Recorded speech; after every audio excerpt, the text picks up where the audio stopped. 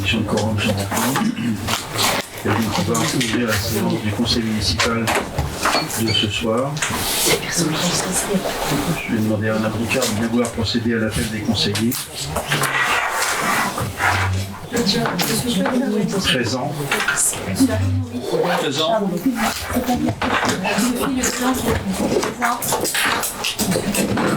Présent. Présent. Marie-Edith Massé.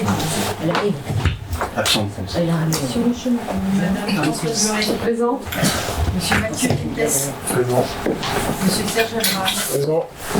Madame Gaëlle Messi. Présent. Monsieur Laurent Jeanne. Absent. Absent. Madame Sylvie Guérol. Présente. Monsieur Michel Loret. Absent excusé, à donner pouvoir à Madame Gaëlle Mestri. Madame Béatrice Valette. Présente. Madame Marie-Christine Garnier. Présente. Monsieur Jean-Michel Pénard. Présent. Monsieur Patrick Manet. Présent. Monsieur Laurent Mollet. Présent. Madame Christine Présente. Madame Magali Bertin. Absente excusé, à donner pouvoir à Claude Jarel. Madame Séverine Goubin. Présente. Madame Élise Cartier. Présente. Madame Lisa Climet. Absent. Madame Isabelle Le Marchand. Présente. Monsieur Jean-Baptiste Barbeau. Présent. Monsieur Yves Ferry. Présent. Estelle Renaud. Présente. Présent. Madame Marie-Edith Massé est présente. Merci. Un volontaire, une volontaire pour le secrétariat de séance. Madame Françoise Loret. L'opposition.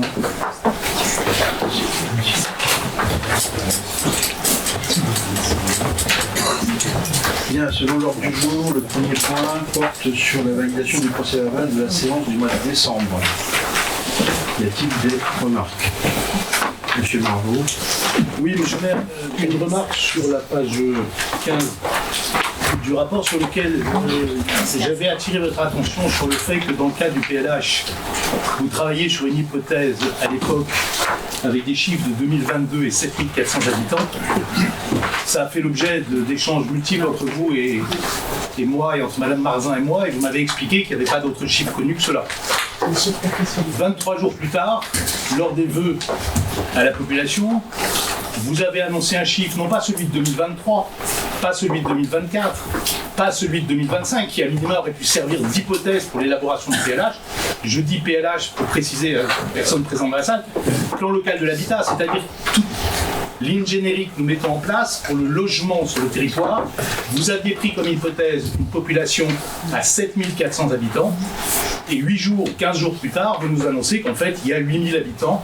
Il y a donc au moins, à minima, une dizaine de pourcents d'erreurs dans tous les calculs que vous avez pu faire. Je souhaite juste préciser cet élément, puisque ce soir-là, vous m'aviez expliqué que non, bien évidemment, la main sur le cœur, il n'y avait que 7400 habitants à Melesse. C'était ma seule remarque, monsieur le maire. Très bien. Ce soir-là, je ne vous ai pas dit la main sur le cœur qu'il n'y avait que 7400 habitants à Melesse. Je vous avais dit que c'était le chiffre de référence INSEE 2022 qui était pris pour l'élaboration, qui était pris comme référence pour l'élaboration du PLH. J'allais dire des PLH parce que les PLH qui s'élaborent en ce moment, c'est le chiffre de référence. Voilà. Oui. Donc tous les calculs que vous avez faits sur ce PLH sont faux, puisque votre chiffre de départ et d'hypothèse est faux. Voilà. Et si, pas du tout. C'est mathématique, monsieur. Non, pas du tout, pas du tout. C'est pas aussi mathématique que ça. C'est un chiffre de référence à une date donnée. Et qui permet malgré tout de faire des projections et c'est ce que les services de l'État nous donnent comme élément pour établir les programmes, les hypothèses de programme local de l'habitat. Bien. Pas d'autres remarques. Donc je considère que ce soir le conseil municipal de Melesse valide le procès verbal de la séance du 17 décembre 2025.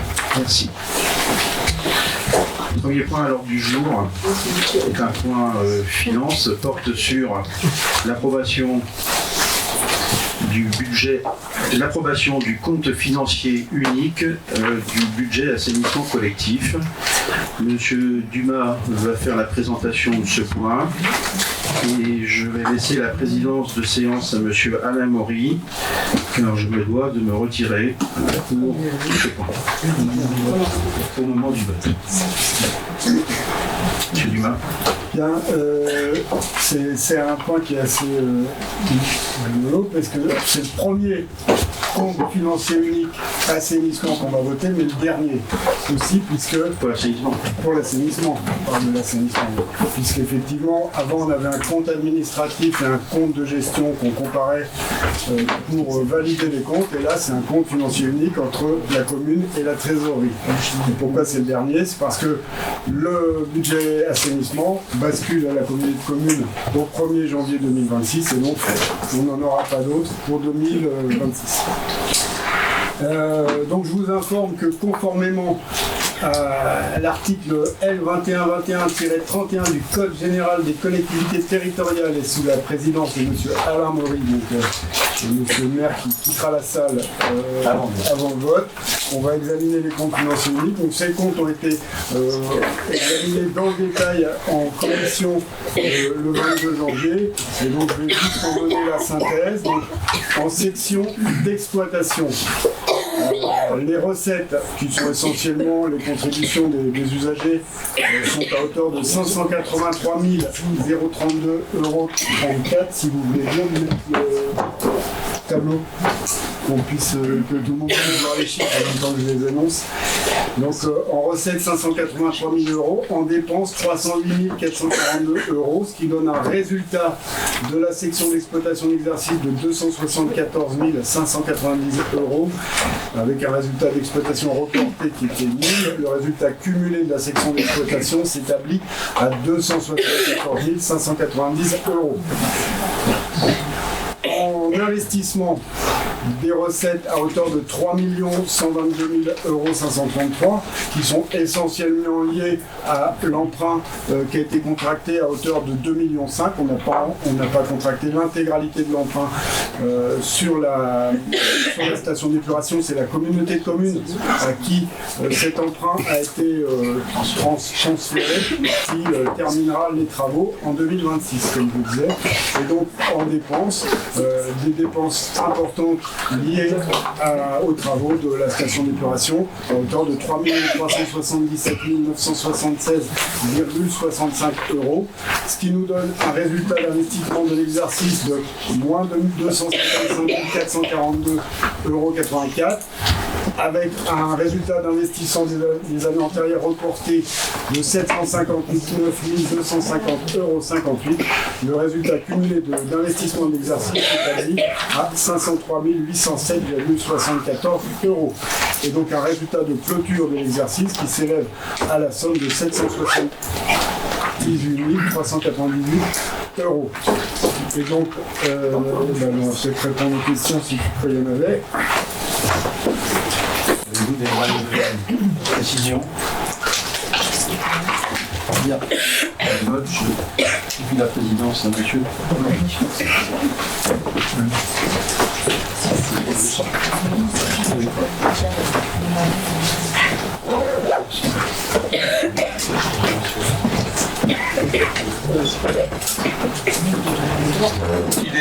Il est proposé aux membres du conseil municipal d'approuver le compte financier unique 2025 du budget assainissement collectif tel que présenté ci-dessus.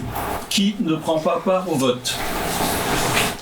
Est-ce que je peux juste donner une explication de ma non-participation au vote, qui est évidemment très différente de celle de M. le maire.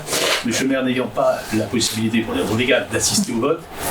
Pour ce qui me concerne, je ne participe pas au vote parce que je suis lié professionnellement au sujet assainissement sur le territoire de la commune. Voilà. Très différent de la notion de vote. Qui est contre? Qui s'abstient? On peut rappeler monsieur. Monsieur. Tu peux rentrer.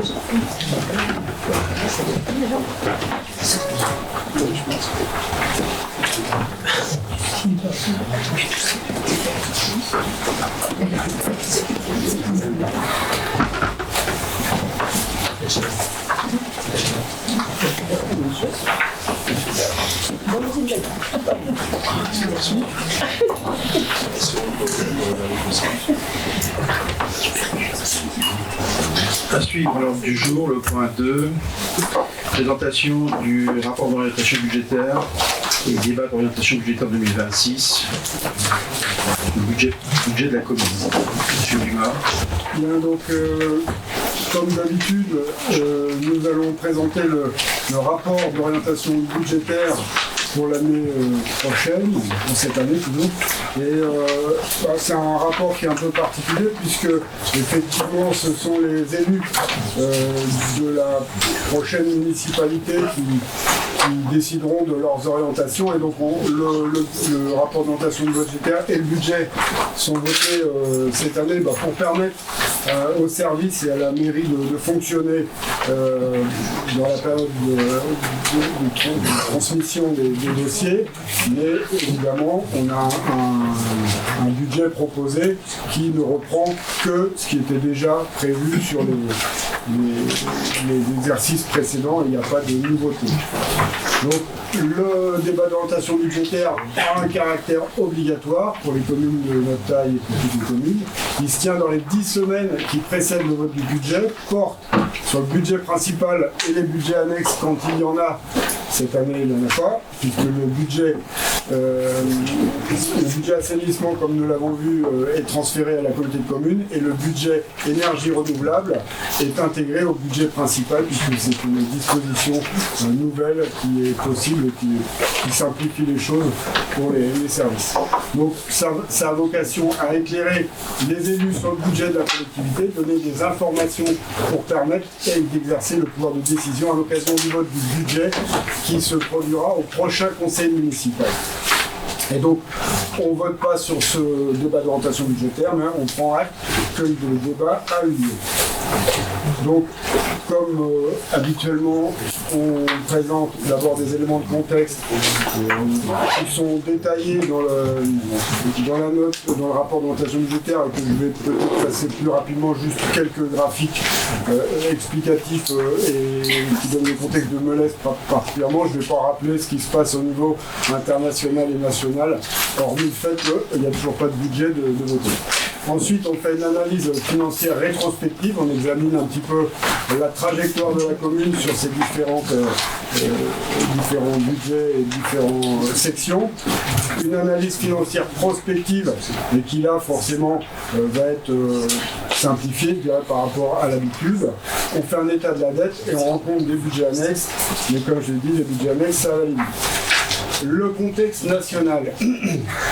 Je ne vais pas en détailler trop, juste quelques points. On sait que la loi de finances n'est pas encore votée et que c'est une loi spéciale qui assure le fonctionnement des collectivités en reprenant plus ou moins les dispositions des années antérieures, mais il y aura des modifications qui seront définies à l'issue du vote du budget qui n'est pas arrivé.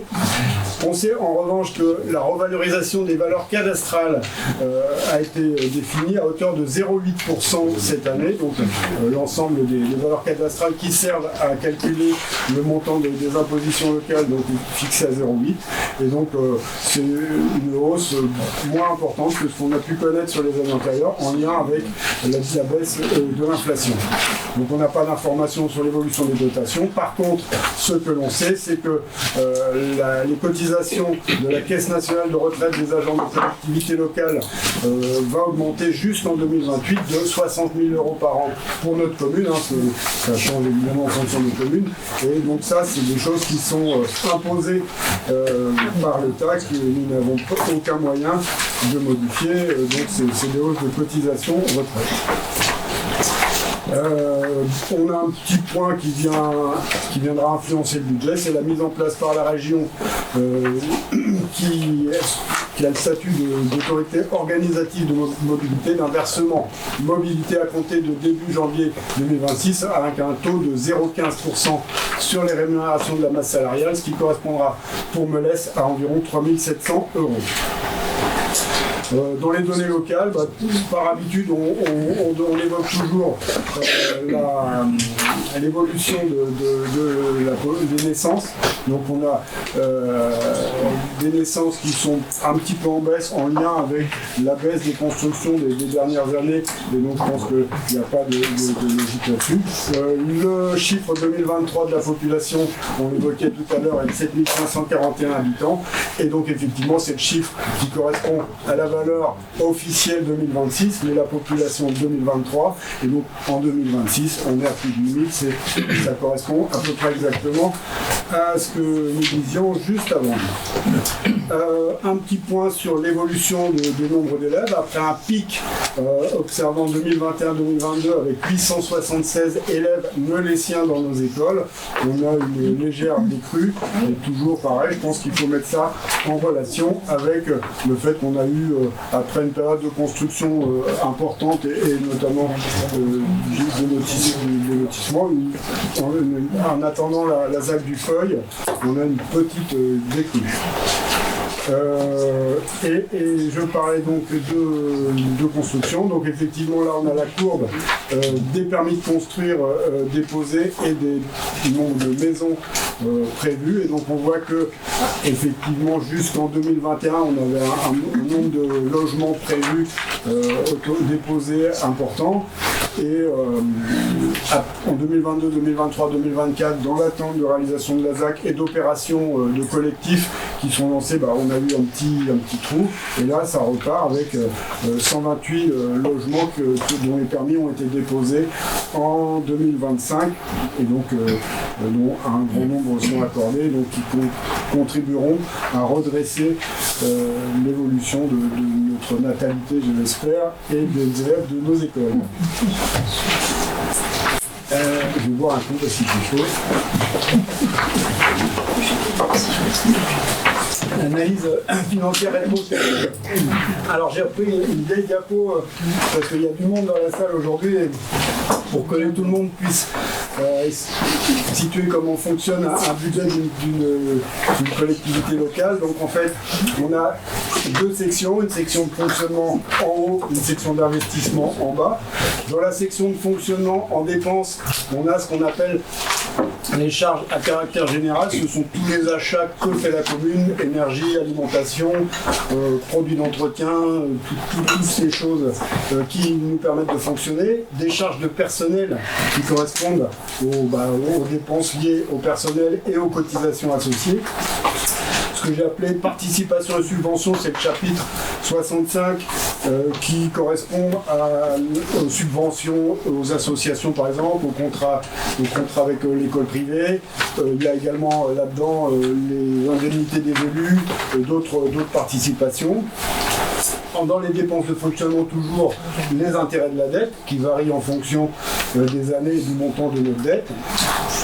En recette, en bleu, toujours les produits d'exploitation, ce sont les recettes qui sont liées à tout ce qui est tarifé à la cantine, les recettes du cimetière, les recettes de la cantine scolaire, les recettes de la garderie, toutes ces choses-là sont dans les produits d'exploitation. On a les recettes fiscales, c'est nos impôts locaux, plus d'autres impôts, notamment la taxe sur la publicité, la taxe sur l'occupation du domaine public, tout un tas de recettes fiscales.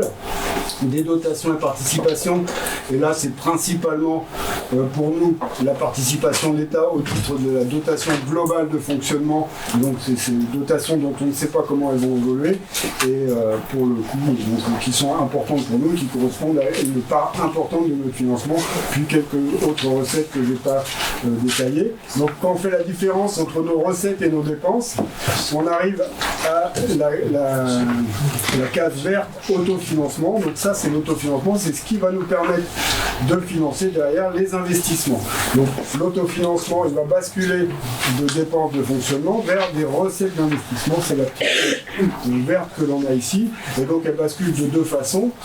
Dans l'année en cours, par le biais des amortissements, il y a une partie qui passe pendant l'année en cours, c'est l'amortissement, et donc ça passe de dépenses de fonctionnement à recettes d'investissement, et il y a aussi l'année suivante, le résultat de l'année antérieure peut être basculé en tout ou partie en recettes d'investissement. Et donc c'est ce qui va nous permettre de financer les investissements. Donc les investissements, c'est tout ce qui n'est pas du fonctionnement. Ça peut être des acquisitions de véhicules, de terrains, de diverses choses. Il y a les travaux qu'on réalise et la salle Champ-Courtin, c'est un gros investissement. Et donc donc c'est avec ces différentes recettes qu'on va financer les dépenses d'investissement. Donc en dépenses d'investissement, j'ai noté le remboursement du capital de la dette. Les intérêts, on les paye en fonctionnement, le capital, on le paye en investissement, et donc toutes les acquisitions et travaux réalisés par la commune. Et puis donc dans les recettes, on va avoir l'autofinancement dont je parlais tout à l'heure, des dotations, des subventions relatives aux investissements. On va voir tout à l'heure qu'il y a quand même pas mal de travaux et de réalisations qui sont bien subventionnés. Éventuellement, on fait appel à l'emprunt.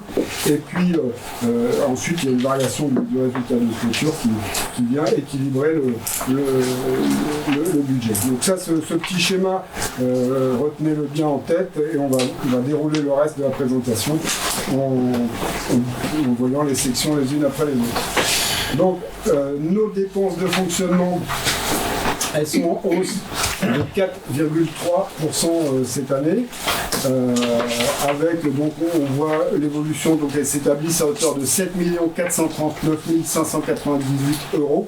On a l'évolution dans le petit tableau, on était en 2019 à 5 042 850 €, donc c'est des dépenses qui augmentent relativement avec l'augmentation de population de la commune, bien évidemment. Donc on a dedans les charges à caractère général qui s'établissent à 1 548 000 €. Les charges de personnel qui sont à peu près stabilisées, on aura un diapo tout à l'heure sur ces charges de personnel et leur évolution. Les autres charges de gestion qui ne bougent pas trop, enfin quoi qu'il y a cette année quand même des mouvements et donc je les commenterai tout à l'heure. Et puis des opérations d'or. L'opération d'or, c'est l'amortissement. Ces dépenses de fonctionnement sont réparties donc, alors, en dépenses de personnel à hauteur de 61%, en charge dites à caractère général, donc tout ce que j'évoquais tout à l'heure, énergie, alimentation, essence pour mettre dans les véhicules, toutes ces choses-là, 21%. Les opérations d'or, donc l'amortissement, 5%. Les charges financières, les intérêts de la dette, 3%. Et les autres charges, je parlais des subventions, par exemple, à hauteur de 10%. En ce qui concerne les charges à caractère général, donc ce chapitre-là, c'est un chapitre sur lequel on est extrêmement vigilant et on bénéficie en plus d'une relative baisse des coûts énergétiques après une augmentation très importante qu'on a eu à subir en 2023-2024. Et donc vous voyez que globalement on a une stabilisation, voire une légère baisse de ces charges dites à caractère général. Donc, je l'évoquais déjà, l'ensemble des dépenses de fonctionnement s'élève à 7 439 000. En augmentation de 23 000 entre 2024 et 2025. Les coûts d'énergie sont en baisse, moins 40 000 €, c'est ce que j'évoquais tout à l'heure. Bon, mais par contre, comme on avait rattaché une facture de 2023 montant 2024, en fait, la baisse, elle n'est pas si importante que ça, puisqu'en fait, on devrait avoir une stabilité. C'est-à-dire que c'est en 2024 où le coût énergétique avait été un peu surévalué du fait du décalage d'une facture. Les coûts de l'électricité sont en recul, mais ceux du gaz augmentent. On peut espérer pour l'année prochaine une baisse des coûts énergétiques.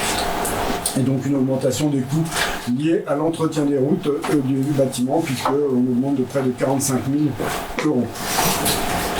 Les autres charges de gestion courante, donc ce que je disais, subventions, dotations, augmentent sensiblement de 133 000 €. D'habitude, c'est des montants qui sont extrêmement constants et stables.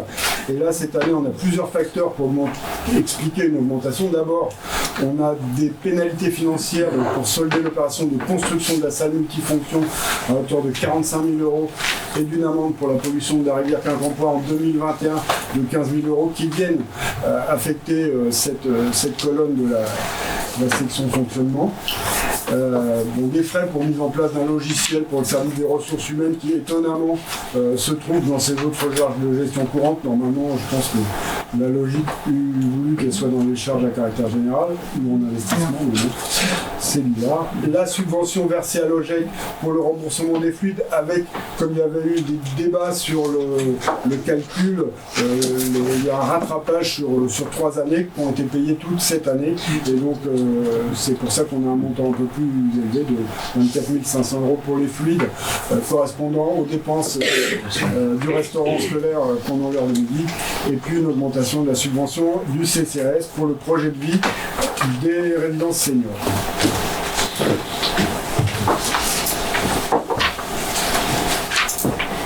La masse salariale, donc, on l'a vu, c'est 61% de nos dépenses de fonctionnement. Elles ont connu une augmentation sensible avec de nouveaux postes qui ont été créés suite aux lignes de gestion de la commune parce qu'il y a des besoins qui se faisaient sentir dans beaucoup de services. Et puis depuis 2023, on a une stabilisation de ces dépenses. On voit qu'on a une courbe qui s'aplatit et donc elle s'établit à hauteur de 4 509 886 €. Et en la retraitant, en déduisant de ces dépenses, notamment les remboursements de maladie qui viennent, on paye 2 personnes et puis on se fait rembourser quand il y a des gens en maladie, on voit qu'on est à 4 316 000 € cette année. Je ferai un point particulier sur les arrêts de travail qui sont importants à la commune et qui effectivement gênent le fonctionnement de la commune et puis constituent des dépenses d'un côté et des recettes de l'autre. Donc une masse salariale qui augmente de 2,03%. L'augmentation est essentiellement liée à l'augmentation de cotisations. Les 2/3 de l'évolution entre 2024 et 2025 sont au compte de l'augmentation de la cotisation du CNRACL que je citais tout à l'heure, qui continue d'augmenter tous les ans jusqu'en 2028. Et le tiers qui reste d'augmentation, c'est aussi lié à d'autres cotisations qui ont augmenté. Globalement, sur 2025, on a une stabilité de nos dépenses, des salaires versés et une augmentation des cotisations pour différentes raisons. On peut dire aussi que cette année, on a eu notamment des départs qui n'ont pas été forcément remplacés immédiatement, et donc la stabilité est aussi liée en partie à ça. Si on n'avait pas eu de vacances sur les postes correspondants, on aurait eu une légère augmentation telle qu'on l'avait prévu dans le budget prévisionnel. Une petite courbe pour montrer ça. Donc sur cette jolie courbe, on voit les dépenses de personnel entre le personnel titulaire de son poste, donc à hauteur de 2 233 000, on est un petit peu plus bas que l'année dernière, un petit peu plus haut que l'année 2023. Donc ça c'est les bâtons bleus. Les bâtons violets correspondent aux cotisations, et là par contre on voit qu'on a une augmentation qui est continue et liée à des augmentations notamment des cotisations CNRCL, et puis le personnel contractuel, c'est extrêmement stable aussi sur les 3 dernières années, autour de 800 000 €. Et c'est assez nettement supérieur aux années antérieures parce qu'on a beaucoup de maladies et de postes à remplacer, donc sur des postes de contractuels. On a à l'heure actuelle 108 agents, 77 agents titulaires plus un apprenti au 1er janvier 2026, 11 agents contractuels sur des emplois permanents, donc qui sont comptabilisés dans les agents permanents, et des emplois non permanents pour remplacement, donc maladie ou autre, ou accroissement temporaire d'activité, 20 agents qui sont non permanents, qui représentent 18 équivalents temps plein. Et ces 108 agents se répartissent dans les différents services de la commune. Enfance jeunesse, c'est le pôle le plus important. 35% de nos agents travaillent sur le pôle enfance, éducation, jeunesse. cadre de vie environnement, tous les services techniques qui s'occupent de nos voiries, de nos espaces verts et de nos bâtiments, c'est 23%. La culture, la médiathèque et les expositions correspondent à 5% de nos dépenses de personnel. Le pôle citoyenneté, solidarité, 22%. Donc là, on va avoir l'accueil, les services qui font le nettoyage aussi, hein, qui s'occupent de l'entretien de nos salles. Et donc le 15%, donc pour les ressources humaines, le pôle moyen ressources, hein, les finances, la direction générale, la police et la communication. Donc voilà comment se répartissent les agents de la collectivité. J'en parlais tout à l'heure, l'absentéisme et la maladie, enfin les arrêts sont importants à Melesse. C'est vrai à Melesse, mais c'est vrai aussi au niveau national. Et à chaque fois, on essaie de se comparer avec ce qui se passe au niveau national. Et en fait, on a un double mouvement. On a des arrêts qui vont être plus longs, un tout petit peu moins, mais beaucoup plus longs. Donc ça fait globalement un taux d'absentéisme qui augmente avec des arrêts importants, et notamment en 2025, 75 agents ont été arrêtés. Ça avait été 82 en 2024, donc on voit qu'il y a une très légère baisse. Mais le nombre d'arrêts supérieurs à un mois, de jours d'arrêt supérieurs à un mois, est passé de 1755 en 2023 à 2316 en 2025. Donc on voit qu'on a une augmentation, et ça, on peut s'en apercevoir aussi avec les montants perçus pour les remboursements de maladie, puisque effectivement en 2024 on était à 96 449 €, et cette année, je ne vois plus le chiffre, 193 270 €, donc pratiquement le double. Voilà. Une fois parlé de nos dépenses, voilà les recettes, elles s'établissent à 8 585 438,31 € en 2025, avec une augmentation qui est significative par rapport à l'année antérieure, puisqu'on a 10% d'augmentation de ces recettes de fonctionnement. Les impôts directs locaux, je vais l'évoquer après, augmentent de près de 300 000 €.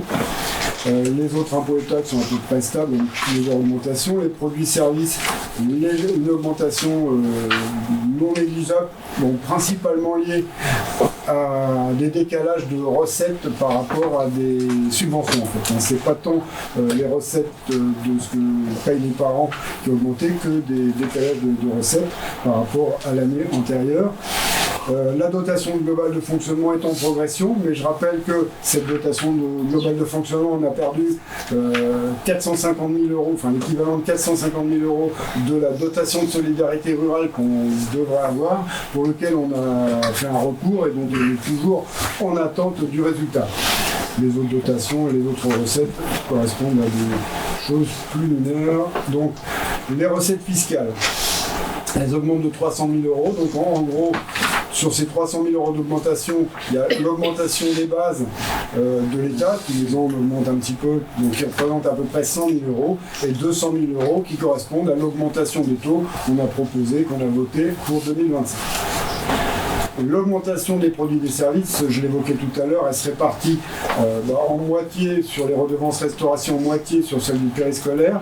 En fait, correspond plutôt, en gros, il y a une petite augmentation des produits des familles, on va dire, de l'ordre de 4-5%, qui correspond à ce qu'on avait visé, puisqu'on avait un rattrapage de plusieurs années d'inflation qu'on avait pris en compte.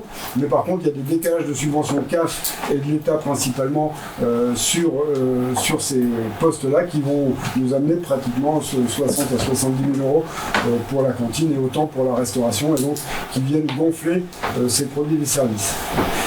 Des recettes exceptionnelles sur le chapitre 75, autres produits de gestion courante. Donc là, c'est des recettes qui correspondent à des pénalités sur des marchés de la salle multifonction, et le remboursement par nos natureurs de dégâts importants sur les bâtiments. On parle notamment du remboursement du plancher de la salle de danse, qui a été dû être refait suite à des actes de vandalisme. Donc là, c'est l'assurance qui nous rembourse ça. L'incendie, les dégâts du vestiaire du Champ-Courtin, et les différents différents dégâts qui viennent abonder. On a eu des dépenses et maintenant on a les recettes qui vont en face. Une augmentation des dotations de l'État, donc malgré le fait qu'il nous manque toujours 450 000 € de dotation de solidarité rurale, il y a quand même une progression des autres postes des parts qui nous reste de la dotation de solidarité rurale. C'est juste la part centre-bourg qui nous manque, et de la dotation de péréquation de 40 000 €. Enfin, une légère augmentation des recettes liées au droit de mutation. Sur chaque vente de maison, on touche une partie ce qu'on appelle des frais de notaire, c'est une partie pour les communes. Et donc, en fonction du nombre de ventes de maisons ou d'entreprises dans la commune, on a des recettes qui sont associées. Et là, donc, on a une augmentation de 25 000 €. Mais bon, effectivement, il y a 2-3 ans, il y avait eu des ventes de grosses entreprises ou de gros locaux industriels, et ça avait fait gonfler de façon importante ces droits de mutation. Voilà, c'est un graphique qui est toujours sur les impôts directs locaux avec l'évolution de nos impôts directs et le détail effectivement des recettes que j'évoquais tout à l'heure. Donc 110 000 € sous l'effet de la revalorisation des bases qui dépendent de l'État, et 195 000 € l'effet de la revalorisation des taux. Et pour les autres recettes fiscales, on a une très légère augmentation. Voilà, qui est là. Les dotations, donc c'est le tableau qui correspond donc à notre partie dotation. Donc on voit que notre dotation globale de fonctionnement, la part centrale, elle est c'est à peu près stable, très légère augmentation, donc on passe de 683 000 € à 696. La dotation de solidarité rurale, c'est celle que, à partir de 2022, vous voyez décroître et qui, maintenant, à l'heure où on est aujourd'hui, on serait plutôt au-delà d'1 million sur cette part-là. On est à 460, au-delà de 900 000 € plutôt, on calcule. On est à 474 000 €. La péréquation, elle, est dynamique. Dynamique en lien avec notre dynamique de progression de population probablement. Et là, on a une augmentation de 40 000 €. Et au global, l'augmentation que j'évoquais tout à l'heure. Donc voilà, pour la section fonctionnement, on a vu nos dépenses, on a vu nos recettes, et maintenant on passe à la partie basse du tableau que je vous montrais tout à l'heure, la partie investissement. Nos dépenses d'investissement, elles ont connu une montée importante en 2022-2023 avec des gros chantiers qui étaient en cours, le chantier de la salle Champ-Courtin, le chantier de l'école élémentaire. On n'a pas encore tout à fait terminé de tout payer, finalement on a tout payé sur la salle Champ-Courtin et il reste des petits détails de l'école élémentaire, donc forcément 2024-2025, des dépenses qui sont à la baisse. Malgré tout, un montant de 2 594 000 € en investissement qui se répartissent entre 670 974 € en remboursement du capital de nos emprunts et 1 903 000 € de dépenses d'investissement d'équipement et d'acquisition.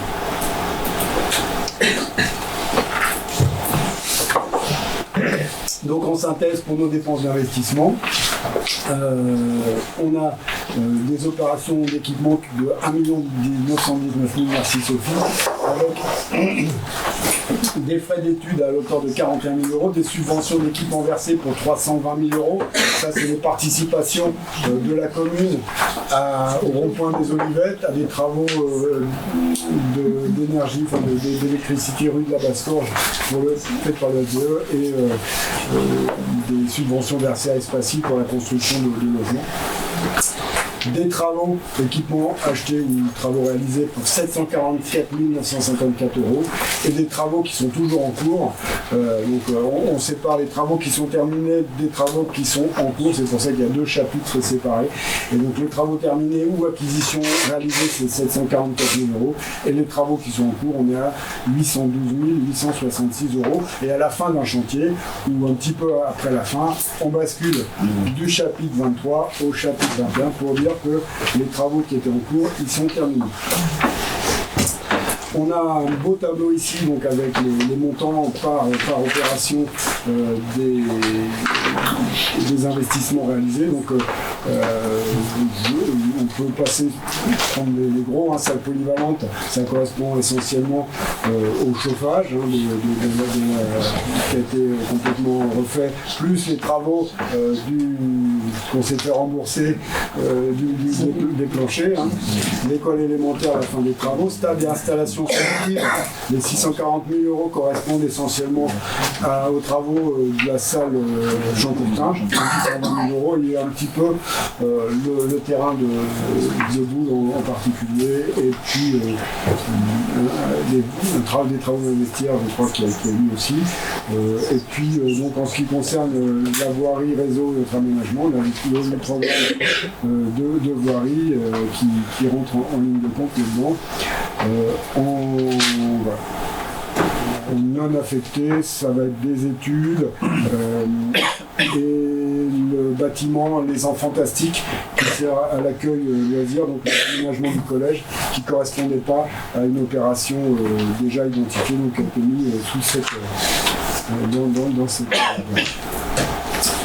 Les restes à réaliser, donc quand on fait des travaux, on les inscrit au budget, et puis pour le budget de l'année d'après, si les travaux ne sont pas terminés, ou si on n'a pas reçu les factures, donc dans certains cas ça peut être des travaux terminés mais des factures non reçues, ou des travaux pas encore réalisés mais commandés, on doit les réinscrire pour l'année 2026 dans ce qu'on appelle les restes à réaliser. Et ici donc on a un montant de 443 000 euros avec essentiellement le programme voirie réseau qui n'a pas été complètement réalisé, même qui n'a pas été complètement du tout réalisé en 2025 et qui sera fait en 2026, en plus, espérons-le, des travaux 2026, donc 188 000 euros. On avait une grosse somme aussi l'année d'avant, mais c'était le programme de l'année antérieure. L'aménagement du Quincampoix, donc des travaux d'aménagement de berge liés aux obligations, c'est plus des études ici d'ailleurs, de la station d'épuration, et en non affecté 138 000 euros. Donc on a par exemple là-dedans le schéma directeur immobilier qui a été commandé mais pas encore réalisé, mais donc qui avait été inscrit l'année dernière, et également des travaux aux enfants fantastiques, je crois, là-dedans. Donc 443 000 euros d'investissement inscrit en 2025 et qui reste à réaliser en 2026. Donc voilà, je crois que c'est ce que j'ai dit à peu près, le report de crédit sur des marchés, oui, avec le schéma directeur immobilier, des mesures compensatoires, des mesures réparatrices sur les cours d'eau, Quincampoix principalement. Les autorisations de programme et crédits de paiement, chaque année on vote les programmations pluriannuelles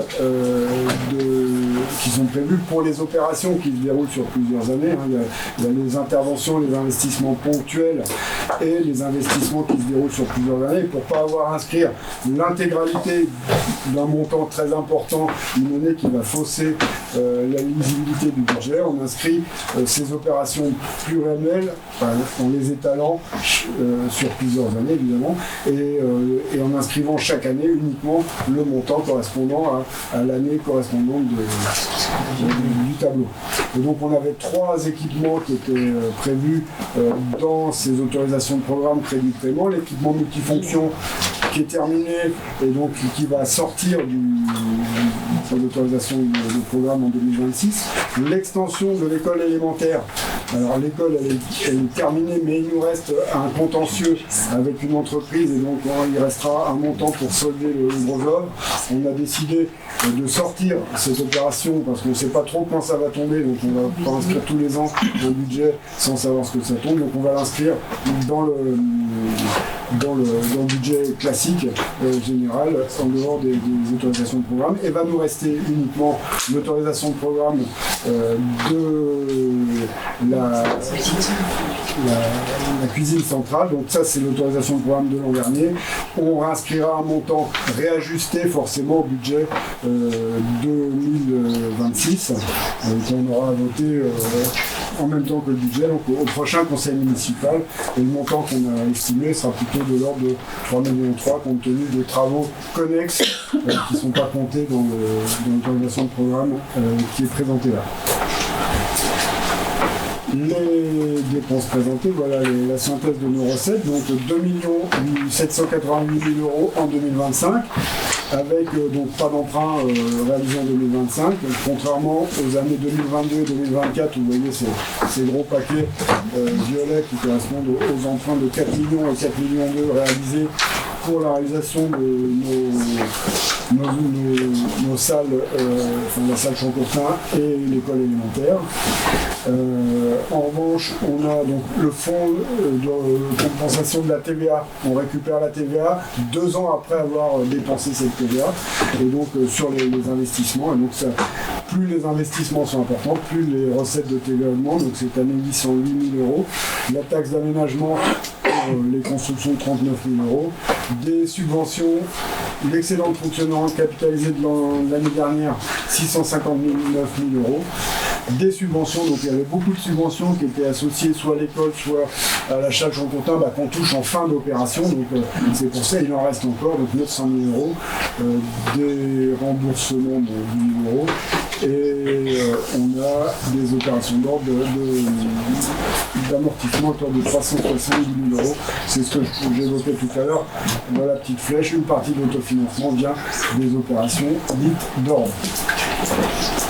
Donc le fonds de compensation de la TVA, il suit une courbe à peu près analogue à celle de nos dépenses. On voyait tout à l'heure la courbe de nos dépenses d'investissement. On voit que la courbe de récupération du FCTVA, il suit avec 2 ans de retard. Donc au lieu d'avoir eu un pic en 2023, on a un pic en 2025. Et on va voir tout à l'heure qu'on s'attend à une décrue naturelle de ce montant-là, parce que les investissements 2024 et 2025 étaient moindres que ceux 2022-2023. L'excédent de fonctionnement capitalisé, il s'établissait à 659 000 € l'année dernière, il sera plus élevé cette année et c'est une bonne chose. Voilà, et donc c'est ce qui nous permet de contribuer à la capacité d'investissement de la ville. Les recettes de taxes d'aménagement, elles sont faibles et elles vont rester relativement faibles puisque les constructions de la ZAC du Feuil sont exemptées du paiement de cette taxe. En compensation de cela, la commune va toucher des montants correspondant au programme d'équipement public exceptionnel, et donc qui viendront normalement en 2026 ou 2027. On précisera ça lors du budget, abonder le budget communal.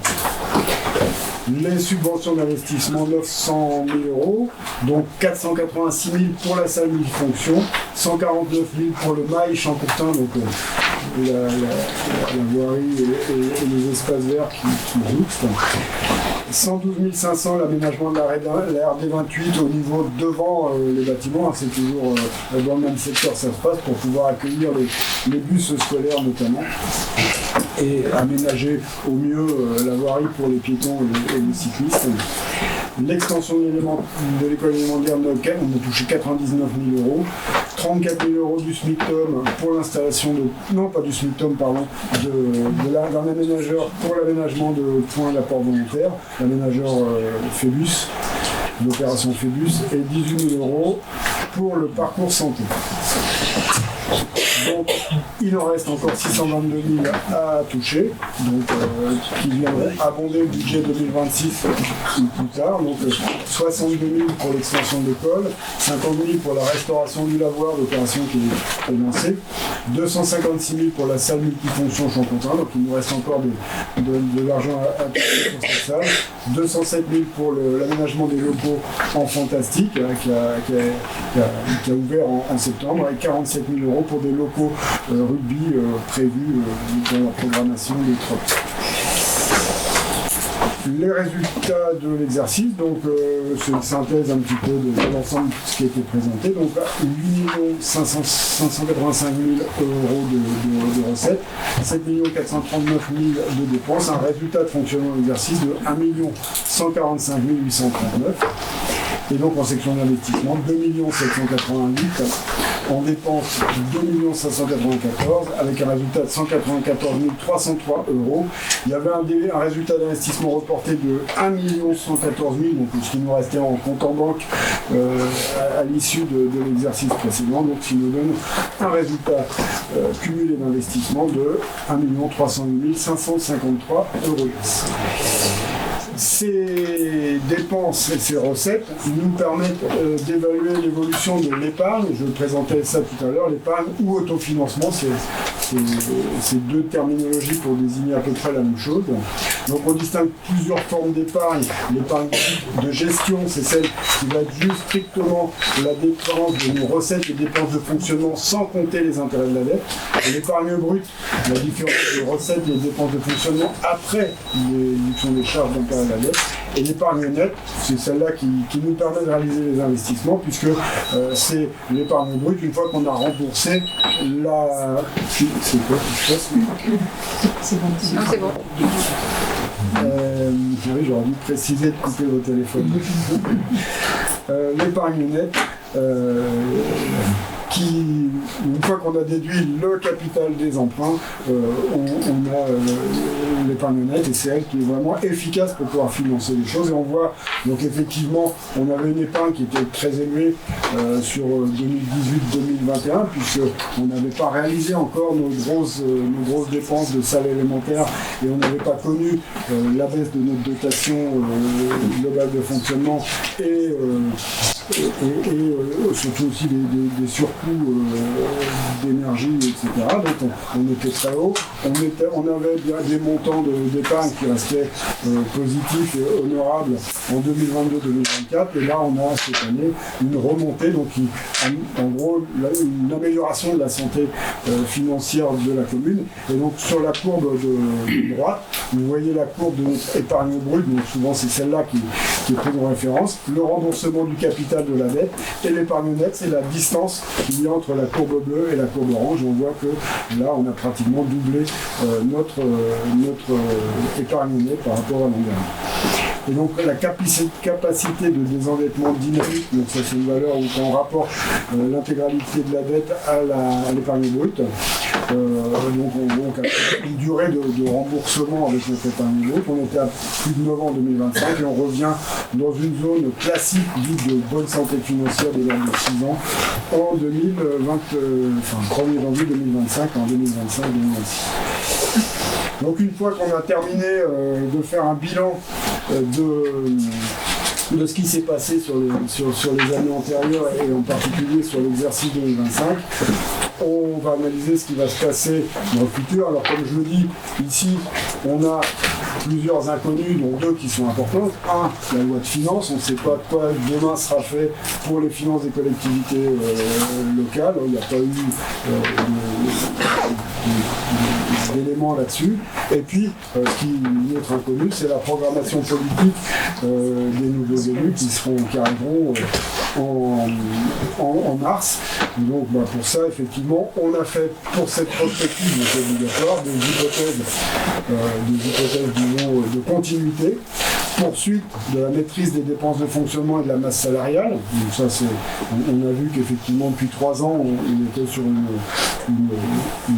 maîtrise de ces dépenses. Un niveau d'investissement modéré, puisqu'effectivement on n'a pas inscrit le programme en dehors des éléments qui sont déjà lancés, donc on n'a pas mis un niveau d'investissement important. Le financement des investissements sans recours à l'emprunt, ça c'est un choix qui sera à faire par l'équipe qui arrivera. Voilà, donc on a fait cette proposition pour l'analyse prospective et on a fait la proposition de ne pas envisager d'augmentation des taux d'imposition locale. Là encore, un choix qui sera confirmé ou infirmé par les équipes qui arriveront. Les dépenses d'investissement prises en compte dans notre prospective, donc la cuisine centrale qui est inscrite dans notre programmation pluriannuelle d'investissement pour des travaux estimés en 2027-2028, et puis ce qu'on appelle les dépenses d'investissement récurrentes, donc soit des travaux qui feront suite au schéma directeur immobilier énergétique de maintenance et d'entretien et de réhabilitation de nos bâtiments d'assainissement et de notre voirie, soit les travaux d'amélioration du ruisseau du Quincampoix qui nous sont obligés en lien avec la station d'épuration et la pollution du cours d'eau, des travaux de défense incendie, des travaux de voirie, les autres projets, des acquisitions de véhicules, tout un tas de choses. Et donc là, ces dépenses d'investissement dites récurrentes, parce qu'elles se reproduisent à peu près tous les ans, on fait un petit peu de tout ça, et bien représentent 5 millions d'euros qu'on a répartis sur 4 années. On a pris des hypothèses de recettes d'investissement avec le fonds de compensation de la TVA qu'on a pu estimer, donc plutôt à la baisse, comme je le disais tout à l'heure, par rapport à ce qu'on a eu précédemment. Une évolution pratiquement nulle de la taxe d'aménagement. On peut escompter quand même, je pense, sur les constructions de collectifs, notamment qu'on a pu voir en conseil municipal ou en commission, et qui ont été autorisés à déposer des permis de construire, peut-être sur ces constructions qui ne seront pas dans la ZAC du Feuil, du moins pas toutes dans la ZAC du Feuil, ont des recettes significatives. Et puis, on l'avait évoqué déjà sur le précédent budget, il y a des cessions de biens du patrimoine bâti envisagé, donc pour hauteur de 1,5 million d'euros. Il y a un programme, notamment rue des Alleux, qui devrait démarrer, donc il va déjà amener de l'ordre de 700 000 euros, je crois. 600 000. Donc, elles sont prises en compte dans la prospective pour financer nos investissements, mais elles ne seront pas inscrites dans le budget tant qu'elles ne seront pas signées. Et ça, c'est un critère de prudence du budget qui est obligatoire. Donc les recettes d'investissement, c'est les excédents de fonctionnement. Donc tant qu'on maintient une épargne significative, et nous, tout à l'heure on a pris à 500 000 euros, c'est ce qu'on projette. Des subventions d'investissement en lien avec les travaux qui sont réalisés, donc on a fait des hypothèses à hauteur de 300 000 euros, et on n'a pas pris en compte de recours à l'emprunt, c'est ce que je disais tout à l'heure. Donc là je montre les courbes d'évolution prévisionnelle avec les hypothèses que j'ai citées, des recettes de fonctionnement, donc une augmentation mesurée de 1,7% par an, avec dans le détail des recettes de fiscalité qui pourraient augmenter de 2,5% par an, avec l'augmentation du parc de construction, les autres impôts on a fait 1%, les produits d'exploitation 3% par an, on est avec l'augmentation probable du nombre d'élèves, dotation, subvention, on a vu que c'était assez dynamique, donc on est resté dans la même ligne, et pour le reste 1% par an. Les dépenses de fonctionnement, on a pris une hypothèse d'augmentation de 2,7% par an, avec dans les composantes des dépenses de personnel en augmentation de 3% par an, avec le glissement, ce qu'on appelle le glissement vieillesse technicité, qui fait que chaque année on aura des personnels plus qualifiés et qui aura qui coûtera un peu plus cher évidemment, et puis l'augmentation de cotisation de CNRACL qu'on va subir encore jusqu'en 2028. Charge dite à caractère général, on a pris une augmentation de 2% par an, mesurée, et les autres charges de gestion courante, la même chose.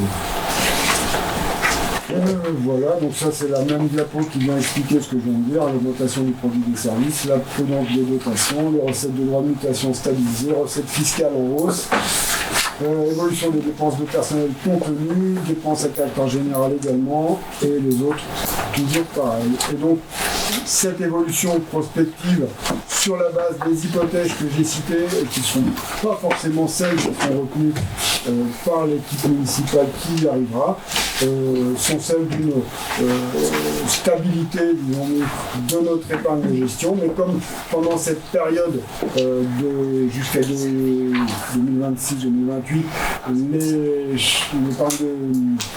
les remboursements d'emprunt vont faire baisser nos dépenses d'intérêt d'emprunt et de capital, l'épargne nette va monter progressivement pour donner des capacités financières plus importantes.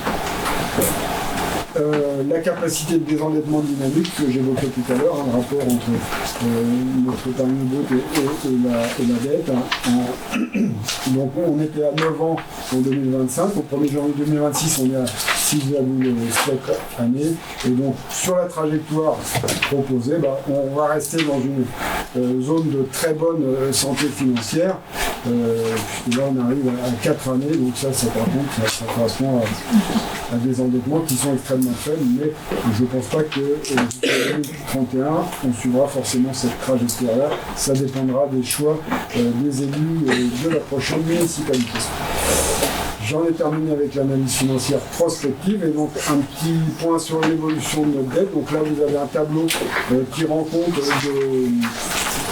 de nos différents emprunts en cours. On a 2 emprunts qui se terminent en 2027, et on en a un en 2028 et un en 2029.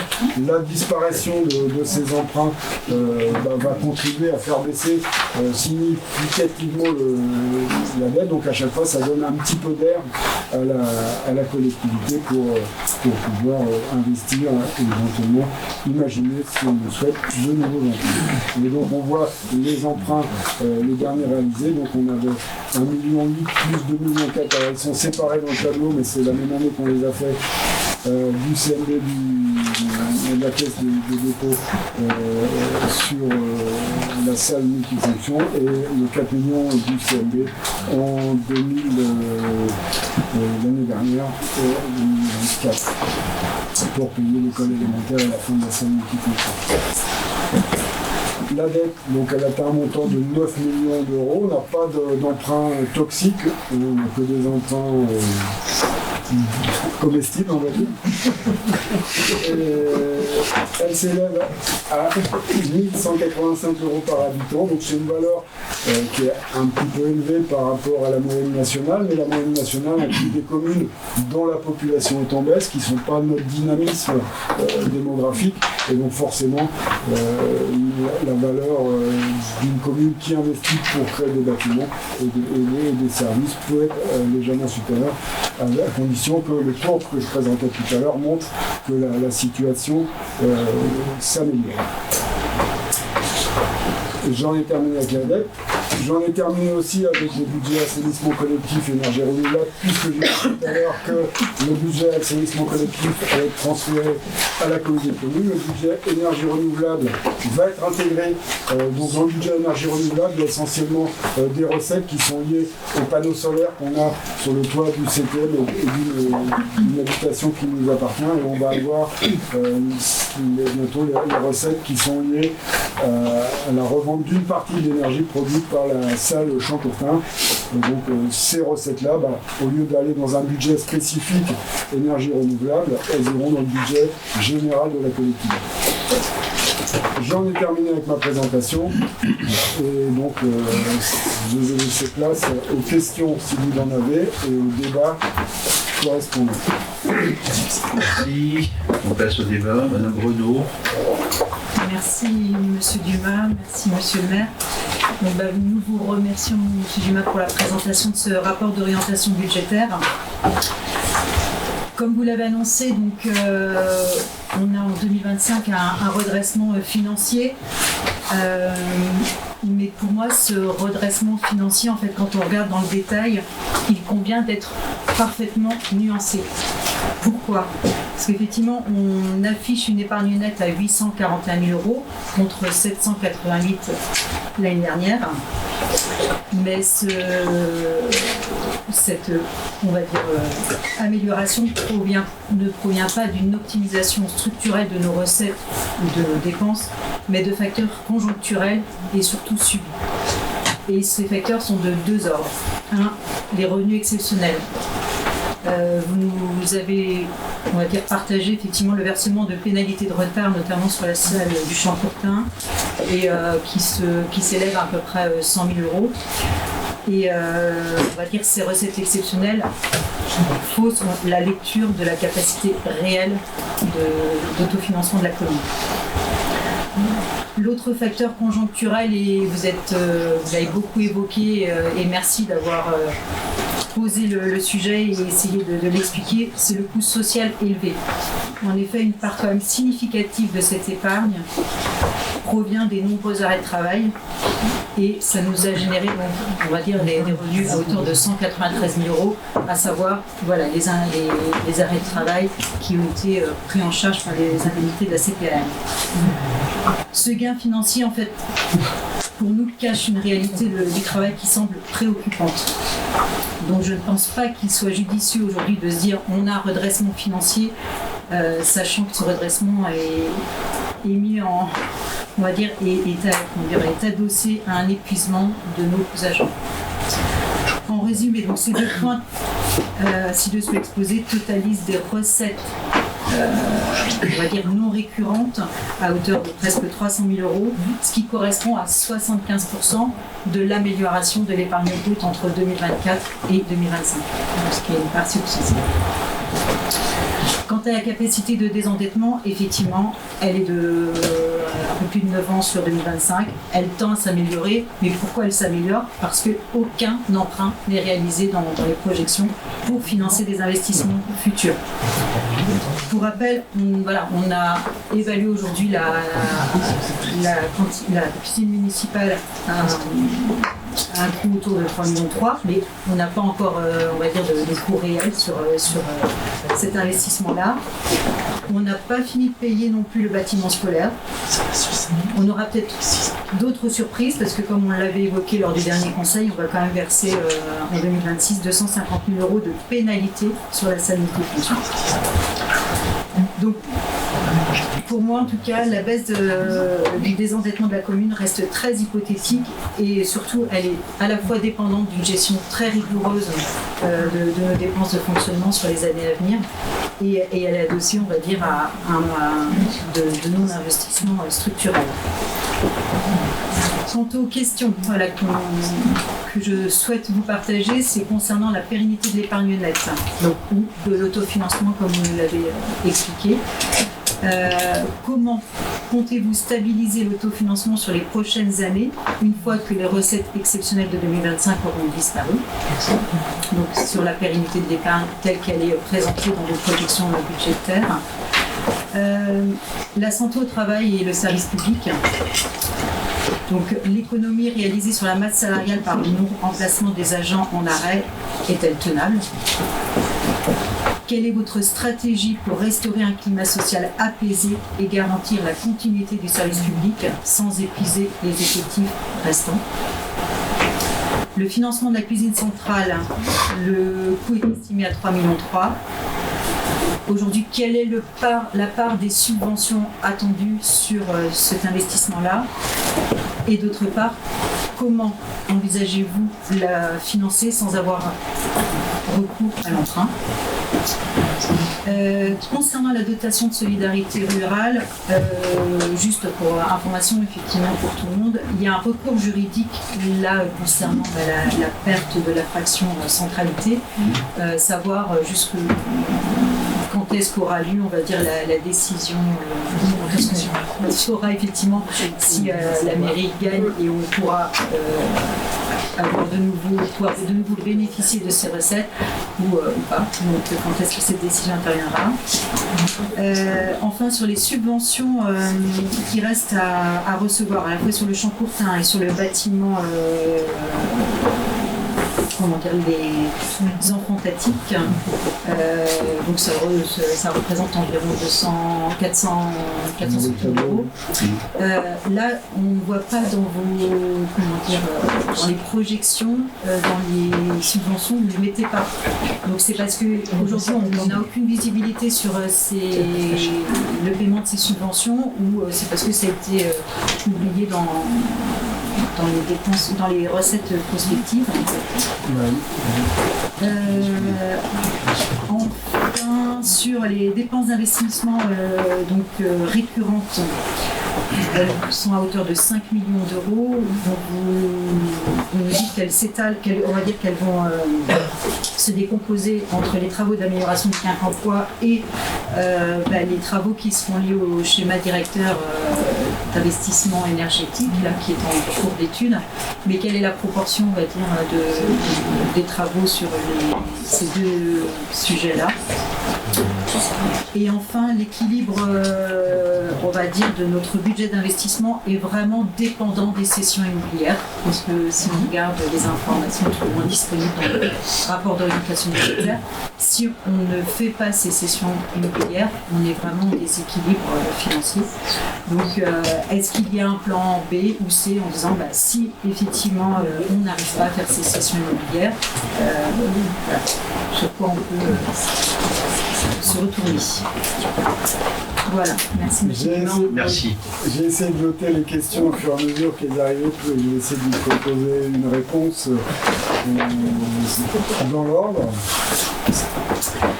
En ce qui concerne les revenus exceptionnels, effectivement, ils sont à moduler et je l'ai fait dans le rapport d'orientation budgétaire, mais il faut voir qu'il y a aussi en face de ces dépenses exceptionnelles, de ces recettes exceptionnelles, quelques dépenses exceptionnelles qui viennent amoindrir la différence et qu'il faut aussi prendre en compte si on tient compte effectivement de revenus exceptionnels, et c'est bien logique, on a aussi quelques dépenses qui étaient supérieures sur certains secteurs, et, notamment dans le chapitre 65 que je l'ai évoqué. Et donc il faudrait, si on veut avoir un avis sur l'autofinancement, prendre en compte pas simplement les dépenses, mais également pas simplement les recettes qu'on a eu en plus, mais aussi les dépenses qu'on a eu en plus et qui ne se reproduiront pas. Donc ça c'est mon élément de réponse, et donc ça permet de moduler un petit peu l'affirmation comme quoi le redressement, mais je veux bien le nuancer, hein, on l'a fait effectivement sur les classes transparent dans le rapport d'orientation budgétaire, et toutes les nuances on en a apporté un certain nombre. Sauf sur la classe 64. Excusez-moi, monsieur. Sauf sur la classe 64 qui sont les charges de personnel. Justement, c'est une question que je vous ai posée en commission, parce que voilà, et j'entends la nuance en se disant on a eu des produits en face, on a des charges. En l'occurrence, là, les produits, et ce que vous m'avez partagé en tout cas en commission, c'est qu'il n'y a pas eu de remplacement pendant les années. Là encore, quand il y a eu des départs, il y a eu des temps de l'astreinte. Il y a des temps de latence. Voilà, c'est classique, ça, on va dire, c'est des économies aussi, entre guillemets. Il n'y a pas que des économies, il y a bon nombre de personnel dans certains services en France, on a des taux d'encadrement à respecter. Si un personnel est malade, on le remplace tout de suite, alors qu'on est remboursé 30 jours après. Donc attention, non, c'est pas des économies pour la commune d'avoir des remplacements, c'est des dépenses supplémentaires. On se fait rembourser, il y a un délai de carence de 30 jours pour les remboursements, donc en fait on perd de l'argent parce qu'on doit remplacer des gens on n'a pas de remboursement en face. Donc attention, non. Oui, mais ce que vous m'avez partagé, monsieur Dumas, c'est qu'effectivement on n'a pas trouvé de personne pour les remplacer. Alors ça dépend des postes. Il y a quelques postes pointus et qui sont en nombre limité, qu'effectivement on a du mal à trouver du personnel compétent, qualifié pour mettre à la place, et effectivement l'absence de certains personnels a pu contribuer à faire ne pas monter trop les charges de personnel, mais en face de ça, on a eu des dépenses plus importantes sur d'autres postes qu'on a dû remplacer et pour lesquels on perd 30 jours. Donc, le calcul, on peut pas. Faut nuancer, mais il faut nuancer dans les deux sens les calculs. Donc c'est pas un coût social, le coût social il est élevé d'un point de vue social mais aussi d'un point de vue financier pour la commune, et il n'y a pas que des économies à faire à remplacer du personnel. Ensuite, les deux. Alors la question, qu'est-ce que 3,3 millions d'euros. C'est la cuisine centrale. Oui. Effectivement, c'est ce qu'on. Et les subventions en face, parce que. Alors les subventions en face, on ne peut pas les inscrire de façon assurée. On va faire appel à toutes les subventions qu'on peut envisager, la dotation d'équipement des territoires ruraux, la dotation, la DESIL, des aides d'aménagement, c'est des dotations d'État. On va rechercher toutes les subventions qu'on peut obtenir sur ces. On a pris en compte dans la prospective. Voilà, pas le chiffre près, mais juste une estimation. Est-ce que c'est 30% de ce coût-là, c'est 25%, 50% sur l'électron? Parce que vous savez, effectivement. Ça dépendra également de la loi de finances. On a pris des hypothèses, elles sont écrites dans notre rapport d'orientation budgétaire, des montants de 300 000 euros par an de subventions, mais ce sont des hypothèses et qu'on ne peut pas, comment dire, on n'a pas de boule de cristal et en ce moment ce serait pourtant bien pratique. Sur la stabilisation de l'autofinancement, financement de la cuisine centrale, on vient d'en parler, nous on n'a pas d'éléments connus sur le financement de la cuisine centrale. L'ADSR, vous l'avez évoqué, il y a un recours en cours. Et on n'a pas de visibilité sur le délai où ce sera appelé au tribunal administratif. Nous suivons régulièrement l'avancement, mais à ce jour, la réponse est qu'on n'a pas encore, c'est pas encore programmé au tribunal administratif.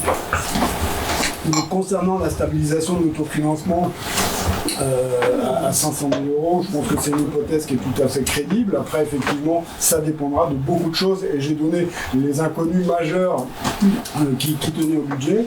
Les subventions à recevoir, comme je vous l'ai dit, je ne peux pas les évoquer comme ça. Après, dans les dépenses récurrentes, vous me demandez des précisions sur qu'est-ce qui fera l'objet de ces dépenses récurrentes. Toutes les dépenses de maintenance, d'achat de véhicules, de travaux importants de la commune sont inscrites, et qui sont en investissement, sont inscrites dans ces dépenses dites récurrentes. Tous les ans, il y en a une part importante. Il n'y a pas simplement, j'ai cité effectivement les dépenses qui sont issues du schéma directeur immobilier et les dépenses du CAC emploi, parce que c'est deux postes relativement importants que je connais, mais toutes les dépenses, et donc on aura, comme tous les ans, beaucoup de dépenses qui ne seront pas citées parce qu'on ne connaît pas forcément les besoins à ce stade. Oui, mais ces 5 millions de dépenses, derrière, ils se déclinent effectivement sur... Ils vont se décliner, et donc je vous invite, et d'ailleurs je sais que vous viendrez à la commission le 10 février, où on verra ce qui est inscrit pour l'année 2026. Mais après, pour les autres années, on a juste fixé cette modélisation financière. Comme on dit, c'est un exercice un peu difficile. On a beaucoup d'inconnus et on ne connaît pas les programmes. Et moi, je ne vais pas vous dire ce que moi je prévois, puisqu'on ne sait pas qui est-ce qui prévoira quelque chose dans un mois. Dans 2 mois, pardon. Oui, mais c'est vous qui l'avez écrit, là, monsieur Dumas. Nous, on a pris des hypothèses que j'ai expliquées dans le document, la continuité, et on a fait une trajectoire la plus neutre possible et qui laisse le plus possible de possibilités à des équipes nouvelles qui ont des idées nouvelles d'ajuster. Alors effectivement, les marges de manœuvre ne sont pas gigantesques, mais il y en a quand même dans ces 5 millions de dépenses récurrentes pour imaginer des projets où nous on a pris l'hypothèse qu'il n'y ait pas d'emprunt. Rien n'interdira à une municipalité de se dire nous on a des choses qui nous sont importantes, on va faire un emprunt pour le financer. Après, ce sera cette équipe-là qui justifiera de ses hypothèses et de sa programmation. Là, moi, j'ai fait des hypothèses relativement simples, expliquées, et qui vont permettre à la collectivité de fonctionner jusqu'à avril-mai. Et puis, je pense que la nouvelle équipe aura à cœur, alors que ça fonctionne suivant le budget qu'on aura voté, de revoir et d'ajuster, de proposer les décisions modificatives qui lui conviendront. Merci. Merci, monsieur Dumas. Monsieur Marbeau. Oui, monsieur le maire, un peu surpris par tout ce que je viens d'entendre, mais rien ne me surprend sur cette terre. Alors d'abord, monsieur Dumas, je voudrais vous remercier. Une fois n'est pas coutume, mais je voudrais vous remercier pour 2 raisons. D'abord, pour la qualité des documents qui nous ont été adressés. On a incontestablement le plus beau rapport d'orientation budgétaire que nous ayons eu depuis le début du mandat. Je remercie à travers vous les services qui se sont penchés sur le sujet. Mais je tenais également à vous remercier personnellement parce que j'ai reçu ce matin un courrier en réponse à des questions que j'avais posées en décembre. J'ai reçu des réponses complémentaires ce matin sans avoir même eu besoin de vous relancer. Je suis admiratif par cette efficacité, donc permettez-moi de vous adresser tous mes remerciements. Alors, les analyses rétrospectives et prospectives que vous fournissez dans le document, elles sont claires, elles sont structurées, elles sont détaillées, mais elles appellent quand même un certain nombre de remarques. Alors, 2 remarques essentielles qu'il faut que je crois que tout le monde ait bien en tête. sur l'analyse du réalisé depuis 2020, les charges de personnel. Les charges de personnel, elles sont passées de 3 millions d'euros en 2020 à 4,5 millions en 2025. C'est-à-dire que nous avons une augmentation d'1,5 million d'euros, sans pour autant d'ailleurs que les services à la population n'aient été augmentés sous quelque forme que ce soit. Et si ça devait être le contraire, dites-moi dans quel service on a augmenté la proposition faite à la population. Deuxième élément qui n'est pas négligeable et qui nous met dans une situation prospective un peu plus complexe, c'est la situation de la dette. On est passé en 2020 d'une annuité de la dette à 146 000 euros par an à cette année 671 000 euros. On a fait 4,5 fois. Alors, la dette en soi, et on est tous d'accord là-dessus, en tout cas moi je suis d'accord là-dessus, ça n'est pas un problème. Ce qui pose problème, c'est que la dette est adossée à un seul équipement, à une seule réalisation, en l'occurrence la salle du Champ-Courtin, dite salle multifonction, surnommée sans fonction, et qui continue à elle seule à être l'essentiel de cet endettement. Là-dessus, les Meléciens jugeront de la réalité des choses. Alors, ce rapport que vous nous présentez, il traduit des choix d'investissement qui, vous l'avez bien compris, ne correspondent pas du tout aux priorités qui sont les nôtres, et qui sont celles de l'opposition que nous avons exercée devant vous depuis 6 ans.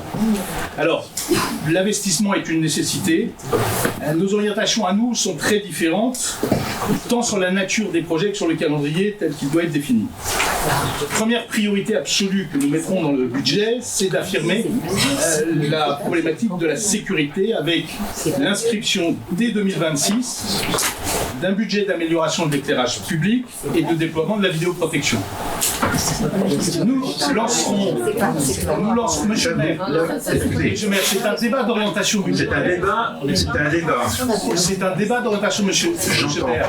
J'ai donc la totale liberté d'exercer mon temps de parole pendant les 5 minutes que vous allez m'accorder pour participer au débat avec la vision qui est la mienne.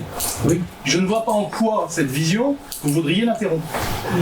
C'est un débat d'orientation budgétaire. Je vous donne donc sur la base du document que nous avons préparé, qui a été présenté par M. Dumas.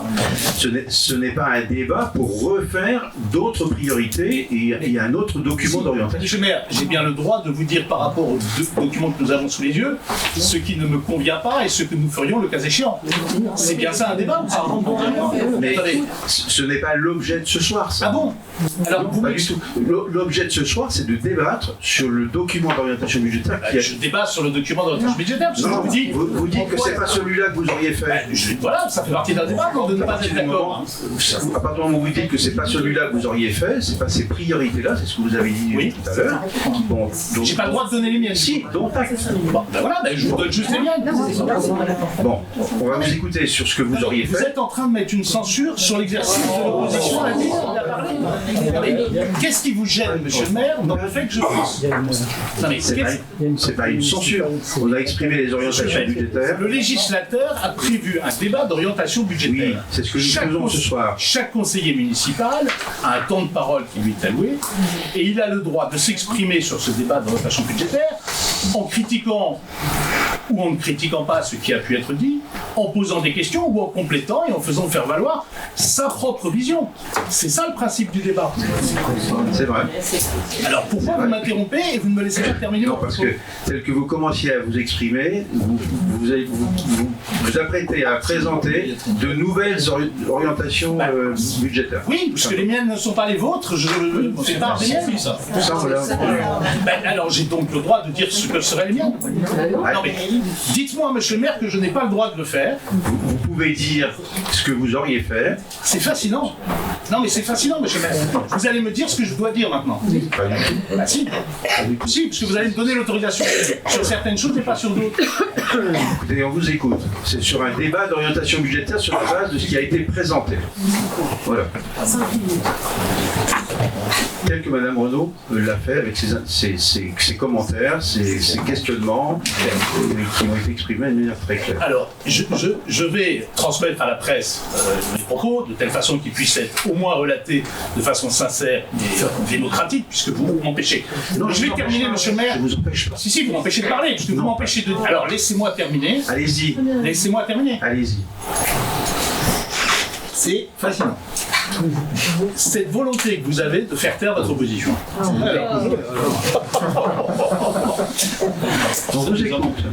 Vous aurez l'amabilité, monsieur le maire, de demander au public de ne pas se manifester puisqu'il n'en a pas le droit. Le public le sait. Rappelez-le lui, ce sera de bon augure. Je rappelais donc qu'une de nos priorités sera d'affirmer dans le domaine de la sécurité des investissements tant sur l'éclairage public que sur le déploiement de la vidéoprotection. Également des investissements qui davantage seront tournés vers les besoins des associations et en particulier les associations sportives. Melesse a besoin d'une piste d'athlétisme digne de ce nom. Melesse a besoin d'une salle de sport capable d'accueillir le hand et le basket. Merci de reclasser le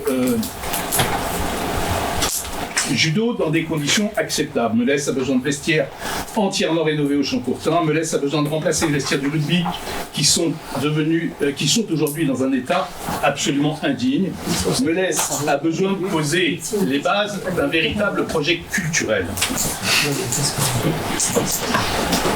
Ces engagements, vous l'avez tous compris, traduisent effectivement une vision totalement différente de celle qui est la vôtre. Je ne manquerai pas dans les semaines qui viennent, avec mon équipe, de l'expliquer aux Meleziens. Mais je voudrais conclure avec une certaine solennité, monsieur le maire, et une très grande inquiétude concernant la situation du personnel communal. Plus précisément sur le niveau d'absentéisme constaté. Les chiffres de 2024 étaient inquiétants, ceux de 2025 étaient alarmants, ceux de 2026 sont catastrophiques. Nulle part en France, dans une ville comparable à celle de Melesse, nous retrouvons des chiffres d'absentéisme à ce niveau. Nous atteignons désormais 3345 jours d'arrêt pour un effectif théorique de 89 agents, soit une moyenne de 37,5 jours d'arrêt par agent et par an. L'éducation nationale, monsieur le maire, c'est 10. On est à x4. Il me semble donc absolument essentiel pour l'avenir de notre commune de prendre ce sujet à bras-le-corps. Terminé, monsieur Norvaux. Je n'ai pas terminé. J'ai été interrompu par l'interprète. Je voudrais à ce que vous terminiez. Rien n'est possible à Melesse sans l'engagement de nos agents municipaux. Ils sont la cheville ouvrière de l'action publique. Mais nous devons leur dire très clairement notre confiance. Nous devons être capables de les accompagner de manière durable. Il est de notre devoir de mieux les soutenir afin de leur permettre d'évoluer dans un climat plus serein, travailler avec eux à la réduction drastique de ce phénomène d'absentéisme dans l'intérêt du service public. Cette situation, monsieur le maire, ça fait 4 ans que je vous alerte et d'année en année, c'est de pire en pire. Les propos qui ont été ceux de madame la directrice générale des services lors des vœux personnels de la commune, où 24 agents étaient présents sur les 108 de l'effectif théorique de M. Dumas, 24 sur 108 devraient vous éclairer sur la réalité de la relation sociale au sein des effectifs. Je vous remercie, monsieur le maire, de m'avoir écouté jusqu'au bout. Bien, sur vos commentaires sur les orientations, je ne pense pas qu'il y ait autre chose à redire parce que ce sont d'autres orientations. C'est autre chose. Ça apporte pas élément à débat en effet.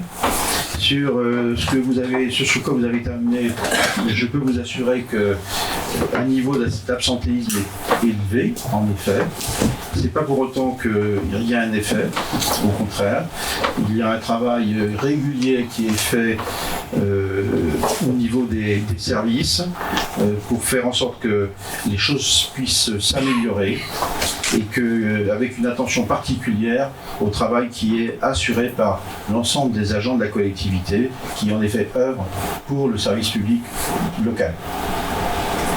Une attention particulière est apportée. Voilà ce que j'avais à rajouter. Oui. Monsieur le maire, la réponse que vous venez de faire, c'est exactement celle que vous avez faite il y a 3 ans. C'est exactement la même et la situation s'est aggravée et elle s'est aggravée chaque année. Donc votre réponse, très clairement, monsieur le maire, n'est pas à la hauteur du sujet. Mais là, c'est pas un débat. Là. Ça ne pousse pas. Non, c'est plus que ça. C'est plus que ça. C'est une volonté de nier que des choses sont faites, tout simplement. Bien, est-ce qu'il y a d'autres interventions? Oui, Madame Marzin. je voudrais juste quand même faire remarquer le travail conséquent qui est porté par Karine Ricard, la directrice générale des services, dans cet accompagnement des personnels et qui est en poste depuis plus d'un an maintenant et qui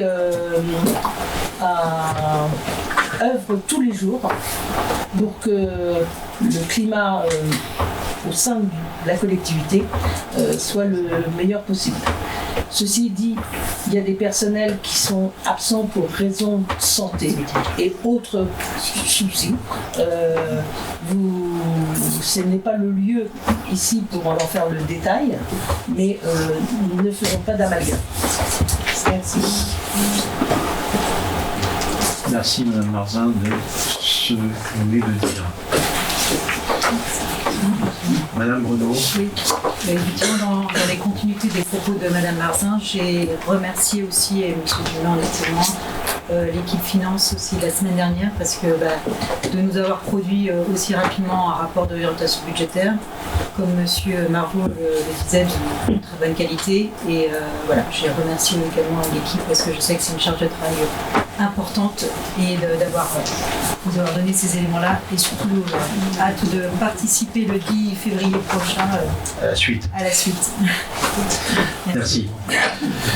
Oui, ce travail-là, moi je le souligne aussi, Patrice Dumas et Carl-Emmanuel de France ont travaillé et travaillent de manière régulière et avec la vigilance de Madame Bicard également et les autres personnels des services gestion moyens et ressources pour que justement les documents soient les plus complets possibles dans les délais. S'il n'y a pas d'autres demandes d'intervention sur cette partie-là, nous avons à prendre acte qu'il y a eu ce débat d'orientation budgétaire. Pardon, Madame. Excusez-moi, je vérifie un élément. Juste rappeler, puisqu'il est état de transparence et d'honnêteté et de je ne sais plus quoi, que quand on est attaché à la condition des agents et on vote les délibérations qui sont proposées aux ressources humaines. Et on ne se découvre pas un intérêt de dernière minute. Voilà. Donc, j'invite le conseil municipal à prendre acte de la tenue de ce débat d'orientation budgétaire 2026 au conseil municipal de Melesse ce soir. Donc, il n'y a pas, c'est un constat que tout le monde valide. Je propose de poursuivre l'ordre du jour. Oui. Ah, les tarifs municipaux là? Bon, je peux le présenter très vite. Délibération numéro 3, tarifs municipaux 2026, un correctif où à la relecture, il est apparu une erreur dans la délibération précédente et cette délibération proposée ce soir au conseil municipal de corriger cette erreur concernant les vacations funéraires opérées par la police municipale dont le tarif est fixé à 25 € et non pas 27. Tarif corrigé, applicable à compter du 1er février 2026. Je vous invite donc à approuver. Monsieur Ferret. Oui, monsieur le maire, comme au mois de décembre, nous voterons contre cette délibération, puisqu'il faut revoter l'ensemble des tarifs, si j'ai bien compris. Que celui-là est effectivement reporté. La délibération votée en décembre, pardon, est revue dans sa globalité. Pour rectifier. Pour introduire ces correctifs. Donc, comme au mois de décembre, nous voterons contre cette délibération, étant donné qu'il n'y a pas de gratuité pour les salles lors de la deuxième utilisation. Bien, je me vote. Monsieur, On va pas Enfin, on peut va faire le débat si vous voulez. faire le débat, mais apporter le complément nécessaire à votre propos. Quand il y a une activité avec Entrée entrée payante. Pour la deuxième fois. Pour la deuxième fois. À partir de la deuxième. Monsieur Margot, vous avez Je levé ne la serai main. pas. Oui, monsieur le maire, j'ai une question concernant le tarif horaire pour un agent municipal. Il a été fixé à 29 €. C'est un calcul qui est fait sur quelle base? C'est le coût moyen. J'ai un doute sur le fait qu'un agent municipal coûte en moyenne 29 € par heure. Mais est-ce que vous pouvez me le confirmer? Non, mais ça arrive, c'est chaud. Mais là, il s'agit d'un tarif de prestation. Oui, mais si vous facturez, monsieur le maire, Non, mais c'est un tarif qui a été établi pour lorsqu'il y a une facturation. oui, j'ai bien compris, madame Margot. Non, mais Excusez, là, j'ai très bien compris. La question- on parle de la vacation. Oui, ma question étant, est-ce que ce tarif de 29 € correspond à la réalité du coût d'un agent à l'heure? J'ai tendance à penser que non. Et si je prends la marge salariale divisée par 35 heures, divisée par... Je ne tombe pas sur ce chiffre-là. Non, parce qu'il y a les charges, Oui, sociales. donc pourquoi est-ce que vous ne facturez pas l'agent à la réalité de ce qu'il coûte lorsque Non, vous facturez? il coûte, mais il y a les charges. Et oui, et là, c'est bien une facturation que vous faites à quelqu'un à l'extérieur. C'est une facturation extérieure. Donc la personne qui est à l'extérieur, qui paye un agent, lorsqu'on a besoin de mettre à sa disposition un agent, ne paye que la moitié du coût. Non. Les montants calculés sont faits par le service RH, dont vous félicitiez le travail tout à l'heure, en prenant en compte la globalité. Et donc je pense simplement que quand on facture 29 €, la réalité est plutôt à 45 ou 46 €. Mais tout dépend du grade et. Bien sûr, mais dans la réalité... Et le rapport du Madame nombre de- Marzin, gérer de la recette, Excusez-moi, gérer intelligemment la recette, c'est majorer ses recettes en minimisant Excusez-moi. ses dépenses. Voilà, mais vous avez répondu, vous m'avez répondu. Excusez-moi. Et j'ai une deuxième question, monsieur le maire. Je ne comprends pas pourquoi la salle Odette Simoneau, mais pas que d'ailleurs, dans le tableau, il est inscrit à un certain nombre d'endroits la mention indisponible. Je ne comprends pas cette notion d'indisponibilité. Dans les tarifs. Oui. Non, je pense que c'est autre chose. Vous posez une question sur autre chose. Oui, c'est autre chose. Je suis passé, j'ai eu la réponse sur le premier. Non, mais même votre deuxième question, c'est aussi autre chose. Là, dans les tarifs sur les associations qui sont présentés ce soir au vote, il y a tarifs municipaux de location des salles et de matériel municipal pour les associations locales, puisqu'on revote l'ensemble. Et donc une question m'est venue, donc je la pose, si vous voulez y répondre. Un certain nombre de fois, c'est vrai pour la salle du sport, c'est vrai pour la salle de Simoneau, André Simoneau, il est marqué indisponible. Parce qu'il est réservé pour. Non. Madame Marzin. Lorsque nous sommes, je vais prendre l'exemple de la salle Jacques Higelin, qui est indisponible pour des réunions régissant la vie de l'association. C'est bien le sujet dont vous parlez, par exemple. Oui. Voilà. C'est juste par rapport à la nature de la mise à disposition, les locaux ne sont pas adaptés. La salle Jacques Higelin, qu'on accepte, allez, on va dire, je n'ai plus exactement le nombre, c'est 7 à 8 personnes. Lorsque l'on met pour les activités ponctuelles avec une participation financière toujours cette salle indisponible, parce que c'est toujours la jauge qui ne le permet pas. Alors, si je suis votre logique, est-ce que vous pouvez, sur la salle Odette Simoneau, m'expliquer pourquoi tous les créneaux sont indisponibles et quelle est la jauge de référence? Parce que alors, attendez, vous êtes sur la salle Odette Simoneau. Non, tous les créneaux sont indisponibles. Non, pas tous les créneaux ne sont pas tous indisponibles. C'est pour les activités ponctuelles avec une participation financière du public, c'est indisponible. Pour des activités ponctuelles sans participation financière, Ma question est, quelle est la raison de cette indisponibilité? je vous dis, c'est la nature de l'activité accueillie dans l'espace qui fait que c'est possible ou pas possible. Donc ça veut dire que vous ne considérez pas que louer la salle à une demande extérieure, si tant est qu'aucune association de Melesse n'ait besoin de cette salle, vous ne considérez pas que c'est une valeur. Enfin, je ne comprends pas votre logique. Ce tableau est tellement complexe que je finis par ne plus du tout en comprendre la logique. Ben, vous prenez la colonne de gauche, la première ligne en haut du tableau et vous faites le croisé pour bien le comprendre. Ah ok. Il y a donc un vote de lecture. Je vais acheter une imprimante à 3. Je soumets donc à votre validation le vote des tarifs avec la correction que j'ai présentée. Qui ne prend pas part au vote? Opposé. Qui souhaite s'abstenir? Le validons. Le point 4, concernant la désaffectation des ateliers relais et zone d'activité des Landelles. Monsieur Maury. Alors, désaffectation des ateliers relais à fin de mise à disposition. Vu la loi NOTRe et les différentes circulaires de 2015-2018, et surtout vu la délibération de la communauté de communes de Valdy-le-Binier en 2025-253 en date du 9 décembre 2025, relative à la désaffectation des ateliers relais et fin de mise à disposition. Considérant le projet de la commune de Melesse, il est présenté aux membres du conseil municipal que dans le cadre de la loi 2015-991 du 7 août 2015 portant nouvelle organisation territoriale de la République, dite loi NOTRe, et par délibération 355 en 2018 en date du 13 novembre 2018 de la communauté de communes du Valdy-le-Binier, les ateliers relais de la zone d'activité des Landelles, situés sur la parcelle AE49 d'une superficie de 2024 m², ont été transférés de la commune de Melesse à la communauté de communes du Valdy-le-Binier. Ces ateliers relais sont composés de 3 cellules numérotées de 2 à 4.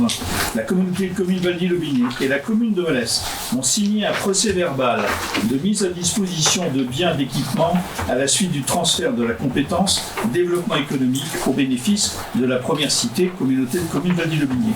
Cette convention, en date du 18 avril 2018, dispose en son article 8 des modalités de la fin de cette mise à disposition. Un extrait, la mise à disposition prend fin lors de la désaffectation des biens à la compétence développement économique, conformément à l'article 321-3 du Code général des collectivités territoriales.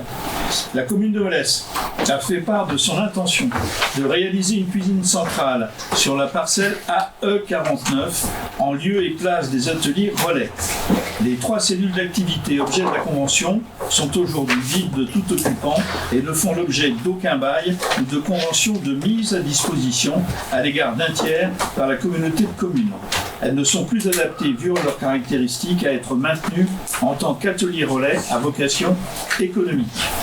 Aussi, la présente délibération vise à permettre à la commune de Melesse de récupérer la pleine disposition de ces ateliers en vue de répondre au projet communal et de constater matériellement la fin de l'affectation de ces cellules d'activité à un service public ou à l'usage direct du public dans le cadre de la compétence de développement économique exercée par la communauté de communes. La désaffectation de ce bien, mis à disposition dans le cadre d'un transfert de compétences, a fait l'objet d'une délibération de la part de la communauté de communes Valdy-le-Binier en séance du 9 décembre 2025, en indiquant un avis favorable. Il est donc proposé aux membres du conseil municipal de constater la désaffectation matérielle des 3 cellules 234 appartenant à la commune, 6 sur la parcelle AE49 pour une superficie de 2024 m² au sein de la zone d'activité des Landelles à Melesse, de mettre fin à la mise à disposition de ce bien par la commune de Melesse, d'établir un procès-verbal de restitution entre la communauté de communes Valdy-le-Binier et la commune de Melesse et d'autoriser monsieur le maire ou son représentant à signer tout document relatif à l'exécution de la présente décision. Merci beaucoup. Nom de monsieur Ferret.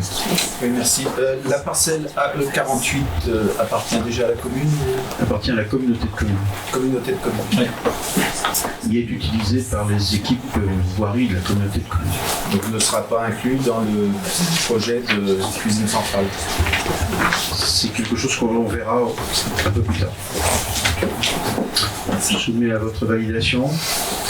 Qui ne participe pas à ce vote? Qui est opposé à ceci? Qui souhaite s'abstenir? Je vous remercie. Délibération 5 concernant la commande publique, concession de service public pour les mobiliers urbains, publicitaires et non publicitaires, Monsieur Dumas.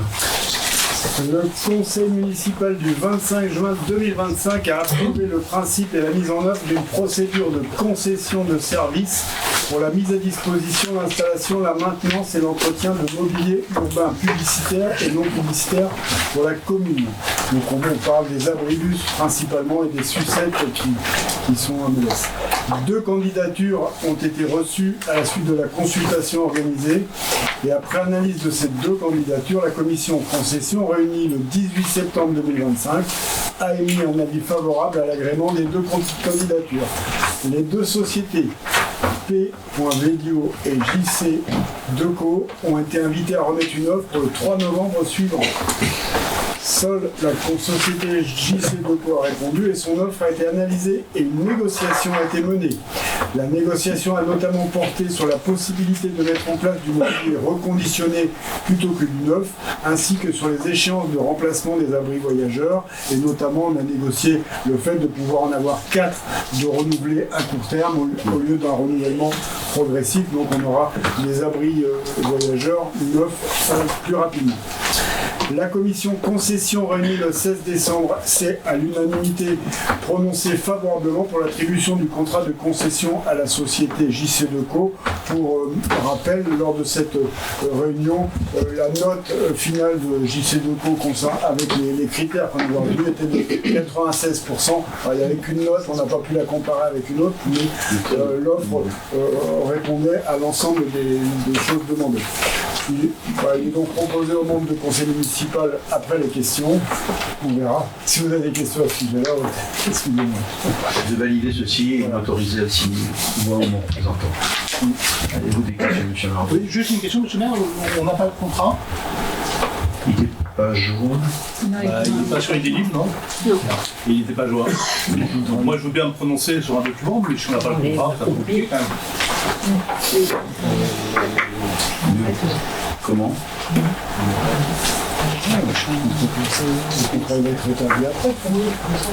Non, mais le contrat n'est pas totalement terminé, c'est uniquement d'attribuer. Non, monsieur le maire, vous nous demandez l'autorisation de signer un contrat. Dans l'absolu.